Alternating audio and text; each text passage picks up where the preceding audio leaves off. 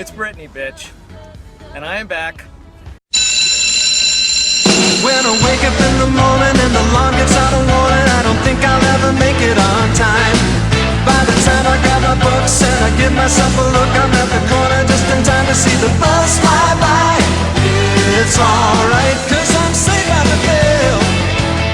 Hello and welcome to Saved by the Bell boxing. Neither right, neither left, neither orthodox, neither southpaw, but straight down the middle like an Andy Ruiz piston jab.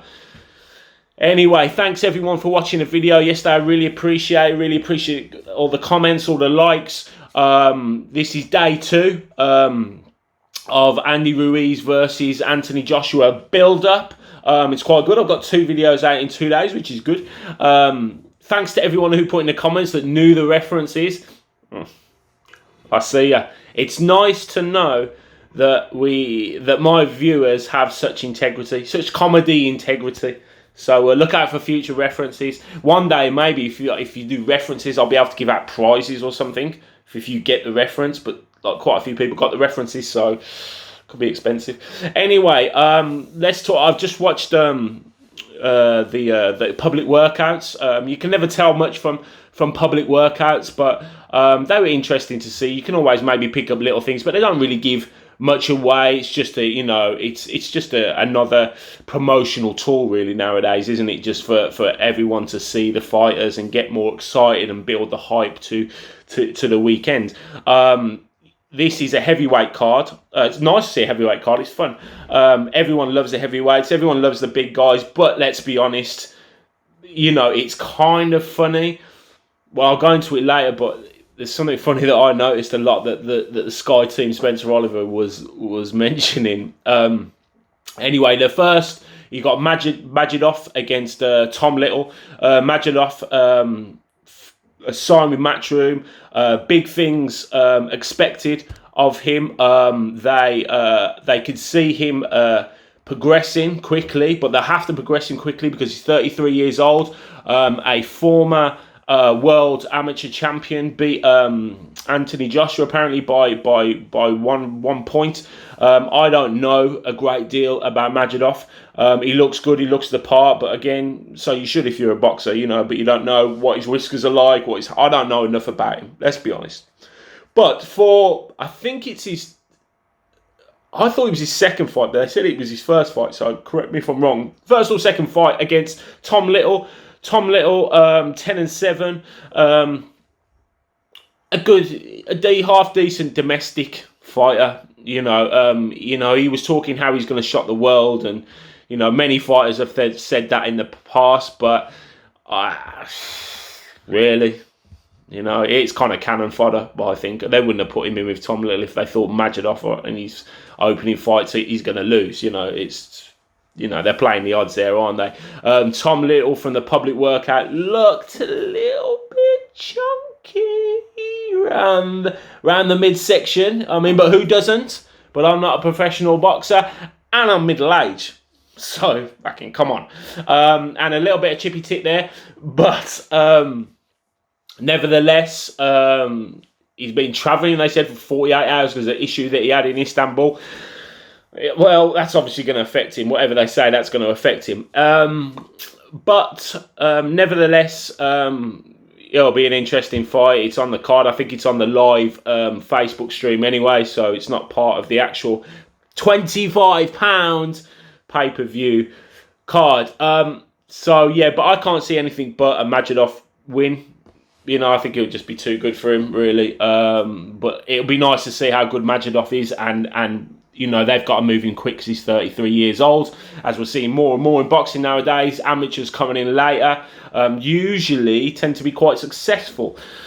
We'll see if he's another one. The next fight for the WBC International Heavyweight Champion. Does that mean anything to you? WBC International Heavyweight Champion. No. I rate that with a franchise champion. And I still don't even know what that is, to be honest with you.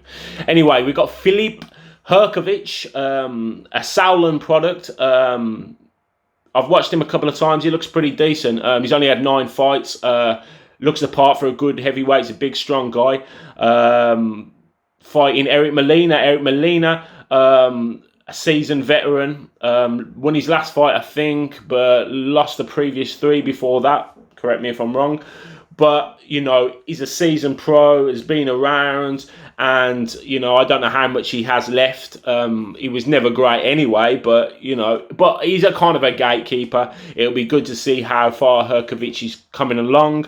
If you kind of rate Herkovic with Daniel Dubois, they're kind of the same, like, level sort of thing. Maybe Dubois is a little bit further on, but, you know, for your 9th fight, Eric Molina, that's a good fight. You know, that's fair play to him for taking that fight. But, you know, it's not an Eric, it's not a classic Eric Molina, if there was ever a classic Eric Molina. But you know what I'm saying? It's like, it's a good fight for your 9th fight. You'll get to see how good, you know, how far Herkovic has come on, and whether Eric Molina, I would say, is coming back for a bit of a payday here, coming back for a bit of money. I don't think he has any aspirations of being a world heavyweight champion or fighting for a world heavyweight title unless it came along ridiculously. So yeah, it's an interesting fight again, but it's not going to bring the eyes of the world. You know, you know, I kind of like that they've done this whole heavyweight thing. That's cool because we all love the heavyweights. And it might keep the casual fan interested throughout the night. So, you know, all power to them. But it's not to get me off my seat, is it really? Let's be honest. The next fight, though, could get me off my seat. Alexander Povetkin against Michael Hunter. Now, for people who don't know, Michael Hunter, I didn't know much about Michael Hunter, I'll be honest with you. He come under the radar a little bit for me.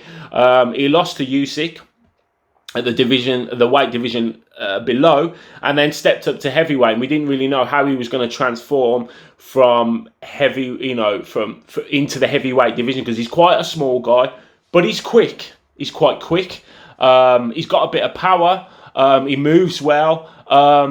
So he moves like a cruiserweight should move, if you know what I mean. And he seems to have made the step up to heavyweight quite successfully. He's taken a lot of fights in the past on short notice. I'm hoping he's had time to build for this fight and have a good, decent training camp. His opponent, Alexander Povetkin, well, we know a lot about Alexander Povetkin. Alexander Povetkin, seasoned pro, good heavyweight boxer, was in an era when he was at his peak where you got the Klitschko's dominating everything and who will go down as great heavyweight champions. And so maybe in another era, in an era where there was no Klitschko's, so it would have been a really bad era, but he could have dominated quite easily. Then he kind of got busted for the PEDs and was never quite the same after that. He's never really produced what he used to produce, and obviously I believe that, you know, the drugs, the PEDs were enhancing his performance, which is what they're meant to do.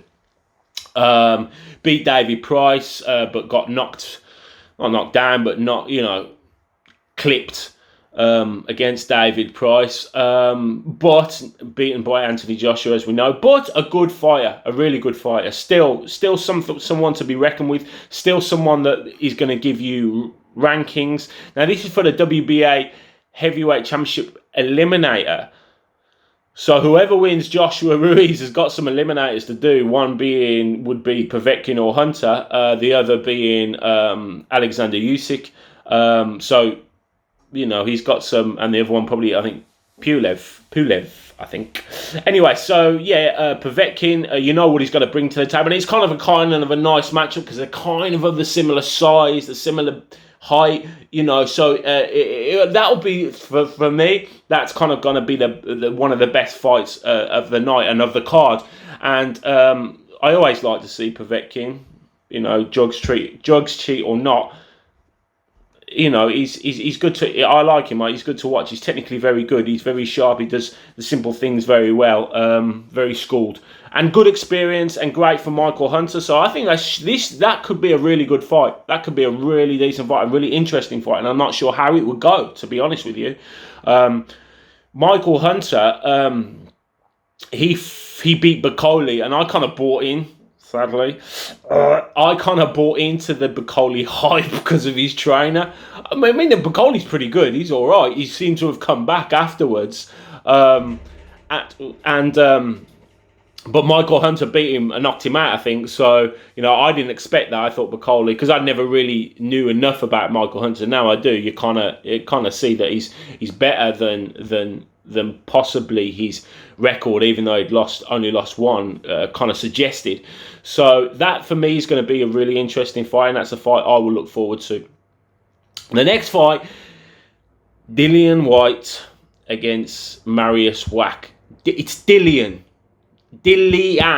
So many people on interviews and things call him Dillian Whyte. I'm sure it's spelt Dillian. That's his name, Dillian Whyte, not Dylan White.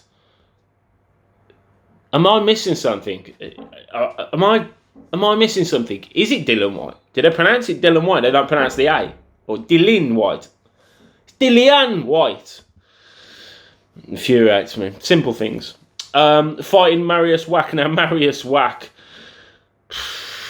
I mean, this is it's kind of like they've just they needed to give Dillian Whyte a fight because he'd been out of the ring and the drug issues, or which we don't know nothing about yet, and we still don't. We probably never will. It'll kind of be maybe swept under the carpet a little bit.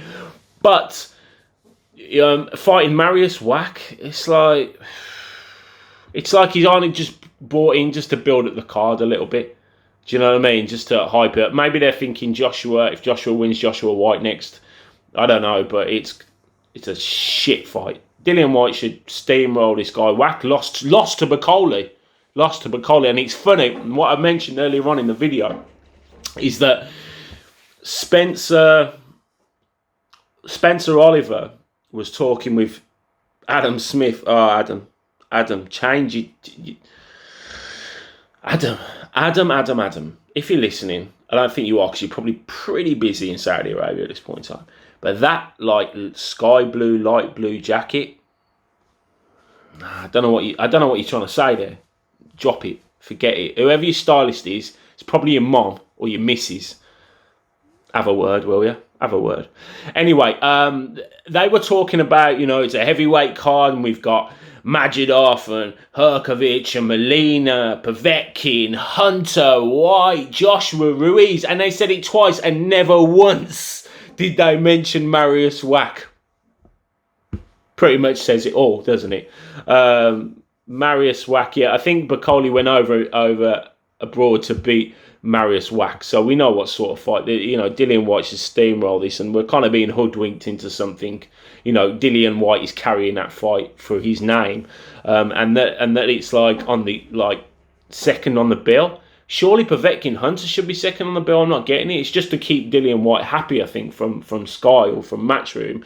I don't know, but to me that's a shit fight. I love Dillian Whyte. I love to watch him. I think he's exciting, and I think he's the one fighter out of all of these fighters in the top 10 that could really upset a lot of the big boys, because he's fearless, he's strong, he's got good power.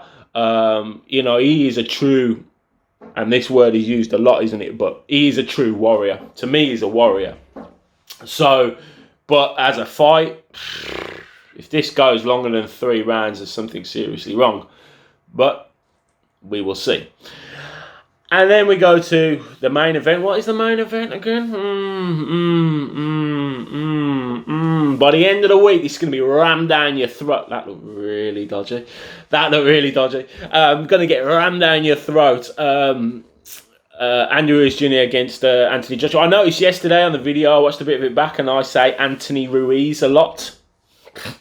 It's hard, isn't it? They both start with an A. Andy Ruiz, Anthony Joshua, Anthony Ruiz, Andy Joshua. Let's amalgamate it into one. It'd be like Jennifer Aniston and Brad Pitt. I don't know what it's called. Or was it? No, it was Angelina Jolie and Brad Pitt. Brangelina. Let's just mould them into one like that. I'll think of a name. I'll come back with it tomorrow, because I'm going to make a day 3. I'm on form at the moment. Talking nonsense. Anyway, what can we learn from the workout? They're talking, Anthony Joshua looks leaner. Why is he looking leaner? Now, we can read many things into this. Is it because he's going to start boxing on the back foot? I'm southpaw, so switch it around, but it might be... Anyway. Boxing on the back foot, putting that jab out, and trying to move a little bit and maybe take it into the later rounds. Maybe they're thinking they're going to try and... Because he rushed it, like I said in yesterday's video, he rushed it early and maybe should have took his time a little bit more. Maybe they're thinking they're not going to rush it this time. They're going to see what gas tank Ruiz has got, take it into later rounds. But obviously, Joshua has had issues in the past going into later rounds. Not every fight, but in some fights, because of the muscle density, maybe he's thinking he's dropped the muscle a little bit so he can go a little bit longer. But does that take away his power? Does that take away his size? Does that take away his advantage? I don't know. Maybe that's the issue. If he is going to box on the back foot, good luck with that, because Ruiz is used to, fighting someone on the back foot. Do you know what I mean? Because the bigger guys are always going to use that jab and use that reach and try and put him at a disadvantage. The smaller guy being Ruiz. So we'll learn more as we go on, but I'm still up in the air how this fight is going to go. Anyway, and then you've got Anthony Ruiz Jr. Andy Ruiz Jr. Who looks sharp, man. He looks sharp. He didn't there was those Instagram posts and videos or whatever of him dropping I thought he'd have dropped a lot more weight from what I'd seen on interviews and Instagram posts and things like that. He still looks as chubby, to be fair, which is, as he showed, he doesn't mean shit. But he looked good. His hands look good. His hands look sharp. But he's got these little short hands, and he's so compact. I talked about it yesterday. He's so compact, and when he throws a shot, it comes straight back, boom, straight back, boom, straight back, boom, straight back to his chin, because his arms are so short and his hands are so quick. So it's easy for him to get his hands back to his chin, which is only an advantage. He looked confident, he looked calm, but again, we can't read nothing into open workouts. This is just quite a new thing to bring in fans and to build hype, and it'll be plastered everywhere, and as it is, so that's all I can really say. We talked about the undercard, I reckon I could predict all the fights. Majidov will win, Herkovic will win, Povetkin Hunter is the only one that I'm not so sure. Dillian White will win, and I'm not so sure about the main event. But anyway, thank you very much for tuning in for day 2 of Andy Ruiz, Anthony Joshua. Wow, it's like a super series, if you know what I mean. There's going to be, 5 episodes. Anyway, thanks for tuning in. I really appreciate it. Like, subscribe, share. Follow me on Twitter, all of that good stuff. And that's all I really got to say. And one thing, be careful out there, because if you've got a bit of a belly, they might just call you up for the Saudi card. When I wake up in the morning and the alarm gets out of warning, I don't think I'll ever make it on time. By the time I grab my books and I give myself a look, I'm